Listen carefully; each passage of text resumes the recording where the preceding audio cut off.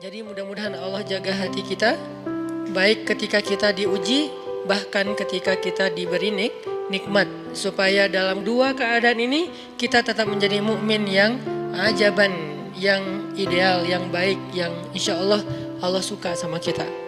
Kalau diuji sabara fakana khairallah. Kalau diberi nikmat syakara fakana khairallah. Kalau dia diuji dia bersabar dan itu kebaikan untuk dia. Ternyata diuji ujung-ujungnya baik. Lewat apa ujian menjadi kebaikan?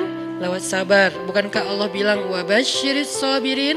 Sampaikan berita gembira kepada orang yang sabar. Ada banyak kebaikan yang Allah sediakan untuk orang yang sabar. Kalau dia sabar. Dan kalau diberi nikmat syakara. Kalau diberi nikmat dia bersyukur. Fakana khairallah. Kenapa nikmat kok menjadi kebaikan? Maksudnya dengan dia bersyukur Allah tambahkan kebaikan itu. La in syakartum la azidannakum. Jadi orang beriman itu kayaknya hidupnya tuh harusnya sih nggak ada bete-nya. Hidupnya tuh nggak ada istilah, aduh hari ini gue kayak rugi banget nih. Nggak ada orang yang beriman rugi. Kan hidup kita tuh di antara dua itu kan. Cuman varian ujian itu aja macam-macam. Varian ujian itu misalnya kalau di surat Al-Baqarah Allah menyebutkan 3 varian ujian kan. Ba'sa, dharra, zulzilu. Ujian fisik, ujian harta. Harta ini termasuk karir, kerjaan, usaha, bisnis. Dan ujian zulzilu, ujian perasaan termasuk diputusin. Atau orang yang dekat sama kita jadian sama yang lain. Atau mungkin di unfollow oleh ya gitu deh. Saya kalau udah ngebahas bab ini agak gimana gitu.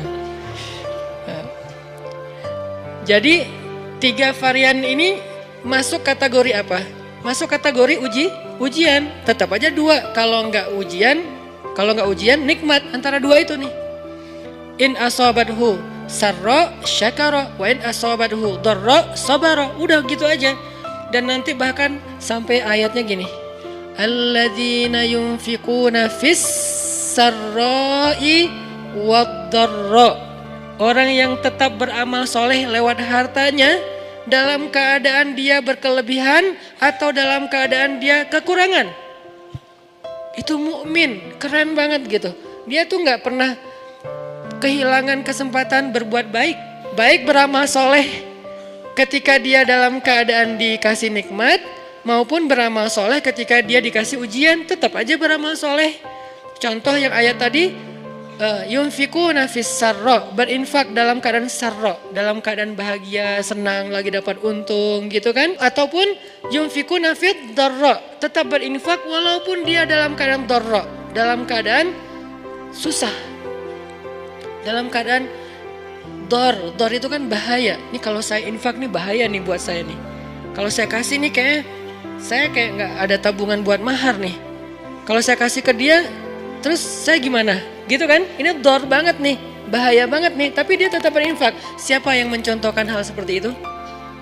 Selain pastinya Rasulullah udah gak diragukan lagi. Yang jadi kayak simbol berinfak walaupun dia butuh. Orang-orang Ansor.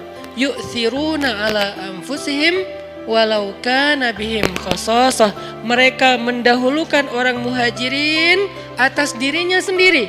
Walaupun sebetulnya dia juga butuh kepada kebaikan itu.